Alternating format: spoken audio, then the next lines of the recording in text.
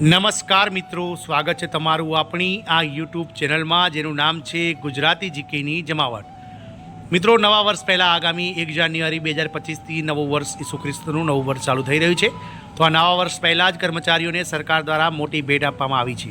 મિત્રો, રાજ્ય સરકારના આ વિભાગના કર્મચારીઓના મોંઘવારી ભથ્થામાં એટલે કે ડીએનએસ એલાઉન્સમાં 8% વધારો કરવાની જાહેરાત કરવામાં આવી છે। તો આજના વિડીયોમાં વિગતવાર જાણીએ કે કઈ રાજ્ય સરકારે કયા વિભાગના કર્મચારીઓને નવા વર્ષની સોગાત આપી છે અને 8% મોંઘવારી ભથ્થું વધારવાની જાહેરાત કરી છે। તો વિડીયોના અંત સુધી તમે બન્યા રહો અને જો ચેનલમાં નવા હોવ તો અમારી ચેનલને લાઇક, શેર, સબસ્ક્રાઇબ કરી બાજુમાં રહેલું બેલ આઇકોન દબાવી દો, જેથી કરીને ચેનલ પર મૂકવામાં આવતા વિવિધ ભરતીઓના નોટિફિકેશન, વિવિધ ભરતીઓના પરિણામ, જીકેના વિડીયોઝ અને સરકારી કર્મચારી પેન્શનના યોજનાઓને લગતા પરિપત્રો તમને સરળતાથી ચેનલના માધ્યમથી ઉપલબ્ધ થઈ જાય। તો મિત્રો, વાત કરીએ ડીએ વધારાની, તો નવા વર્ષ પહેલાં કર્મચારીઓને મળી મોટી ભેટ। મોંઘવારી ભથ્થામાં 8% વધારાની રાજ્ય સરકાર દ્વારા જાહેરાત કરવામાં આવી છે। આગામી 1 જાન્યુઆરી 2025થી ઈસુ ખ્રિસ્ત નવું વર્ષ શરૂ થઈ રહ્યું છે અને નવા વર્ષની પૂર્વ સંધ્યાએ સરકાર દ્વારા રાજ્ય સરકારના આ વિભાગના કર્મચારીઓને 8% મોંઘવારી ભથ્થું વધારીને અનેરી સોગાત આપવામાં આવી છે। નિયમિત કર્મચારીઓનો ડીએ વધારો જે છે તે કરવામાં આવે છે, જેમાં યુપીએસઆરટીસી એટલે કે Uttar Pradesh state road transport કોર્પોરેશને નિયમિત કર્મચારીઓના મોંઘવારી ભથ્થામાં 8% વધારો કર્યો છે। યુપીએસઆરટીસી કર્મચારીઓને ડીએ વધારો મળ્યો છે। મિત્રો, વાત કરીએ તો ઉત્તર પ્રદેશની યોગી આદિત્યનાથ સરકારે નવા વર્ષ પહેલાં રોડવેજ કર્મચારીઓને મોટી ભેટ આપી છે। આ ઉત્તર પ્રદેશ રાજ્ય માર્ગ પરિવહન નિગમ એટલે કે યુપીએસઆરટીસીએ નિયમિત કર્મચારીઓના મોંઘવારી ભથ્થામાં 8%નો વધારો કર્યો છે। તમને જણાવી દઈએ કે અત્યાર સુધી યુપીએસઆરટીસી કર્મચારીઓને 38% મોંઘવારી ભથ્થું મળતું હતું, પરંતુ આ વધારા પછી તેમને હવે વધીને 46% મોંઘવારી ભથ્થું થઈ ગયું છે। યુપીએસઆરટીસીના 15,843 નિયમિત કર્મચારીઓને આનો લાભ મળશે।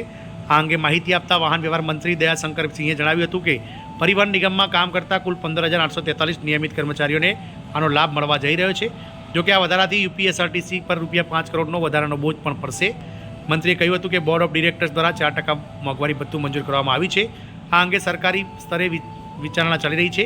જો મોંઘવારી ભથ્થું 46% થી 50% છે તો નિવૃત્ત કર્મચારીઓને મહત્તમ ₹20 લાખની મર્યાદાને બદલે ₹25 લાખ જે કેન્દ્ર સરકારના ધોરણે ગ્રેજ્યુટીની મળવા પાત્ર છે તે પણ હવે મળી શકશે। મોંઘવારી ભથ્થામાં વધારો થતાં કર્મચારીઓ નવા જોશ અને ઉત્સાહ સાથે કામ કરશે, જેનો ફાયદો પરિવહન નિગમને મળશે। યુપીએસઆરટીસીના એમડી મસૂદ અલી સરવરે ખાનગી કંપનીઓને મહાકુંભ 2025 દરમિયાન મુસાફરોની સુવિધા માટે તેમના CSR ભંડોળનો ઉપયોગ કરવા વિનંતી કરી છે। સૂચિત સુવિધાઓમાં વોટર એટીએમ, થીમ આધારિત gate, inquiry display, bench, microphones, ધાબળા, ડસ્ટબિન અને કાયમી બસ સ્ટોપ પર સાઇનેજનો સમાવેશ થાય છે। આ પ્રસ્તાવ SBI, HDFC, PNB, Kotak Mahindra, Indian oil અને સેન્ટ્રલ બેંક વગેરેને મોકલવામાં આવ્યો છે। પરિવહન નિગમના નિયમિત કર્મચારીઓએ મોંઘવારી ભથ્થામાં 8% જે વધારો કરવાનો સરકારનો નિર્ણય છે તેને આવકાર્યો છે। સરકાર દ્વારા લેવાયેલા આ નિર્ણય અંગે કર્મચારી આગેવાનોએ જણાવ્યું હતું કે વાહન વ્યવહાર નિગમ દ્વારા કોન્ટ્રાક્ટ પરના કર્મચારીઓની સમસ્યાઓ પર પણ ધ્યાન આપવું જોઈએ। મોંઘવારીની અસર તમામ કર્મચારીઓ પર પડી રહી છે। કોર્પોરેશને કોન્ટ્રાક્ટ કર્મચારીઓ પર વિશેષ ધ્યાન આપવું જરૂરી હોવાનું જણાવ્યું હતું। ટ્રાન્સપોર્ટ કોર્પોરેશન તેમના માટે પણ સારી યોજનાઓ લાવવી જોઈએ, જેથી તેઓ સારી રીતે જીવન જીવી શકે। આમ યુપીએસઆરટીસી એટલે કે ઉત્તર પ્રદેશ એસટી નિગમના જે કાયમી કર્મચારીઓ છે, જેઓ 15,000 કરતાં વધારે સંખ્યાબળ ધરાવે છે, તેવા નિયમિત 15,000 કરતાં વધારે કર્મચારીઓ માટે સરકાર દ્વારા મોંઘવારી ભથ્થામાં જે 38% હતું તેને 1 જુલાઈ 2023થી 8% વધારી અને મિત્રો કેન્દ્ર સરકારના ધોરણે 1 જાન્યુઆરી 2024 સુધીમાં 46% કરી દેવામાં આવી છે। મિત્રો, આ ખૂબ જ મહત્ત્વના સમાચાર હતા યુપી સરકારના। હવે જોવાનું એ રહેશે કે અન્ય રાજ્ય સરકારો પણ પોતાના નિગમ અને બોર્ડના જે કર્મચારીઓને 7મા પગાર પંચ અંતર્ગત કેન્દ્રના ધોરણે હજુ સુધી મોંઘવારી ભથ્થું નથી આપતા, તેઓ આપે છે કે નહીં એ તો સમય જ બતાવશે। જય હિન્દ, અસ્તુ।